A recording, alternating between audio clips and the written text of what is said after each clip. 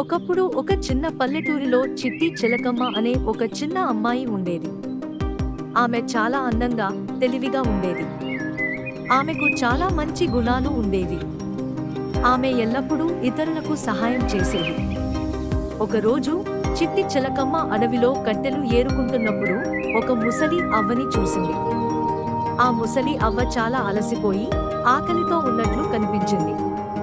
చిట్టి చిలకమ్మ ఆ ముసలి అవ్వకు తన కట్టెలలో కొన్నింటిని ఇచ్చి ఆమె ఇంటికి తీసుకెళ్ళింది. చిలకమ్మ ముసలి అవ్వకు ఆహారం మరియు నీరు ఇచ్చింది. ముసలి అవ్వ చిట్టి చిలకమ్మ దయకు చాలా సంతోషించింది. ఆమె చిట్టి చిలకమ్మకు ఒక బహుమతి ఇవ్వాలని నిర్ణయించుకుంది. ఆమె చిట్టి చిలకమ్మకు ఒక మాయా తోటను ఇచ్చింది. ఈ తోటలో ఏదైనా కోరుకుంటే అది వెంటనే వస్తుంది. చిట్టి చిలకమ్మ చాలా సంతోషించింది.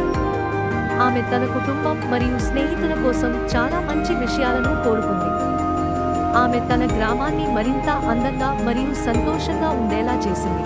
ఈ కథలో నీతి: దయతో ఉండండి, ఇతరులకు సహాయం చేయండి, మీకు కూడా మంచి జరుగుతుంది.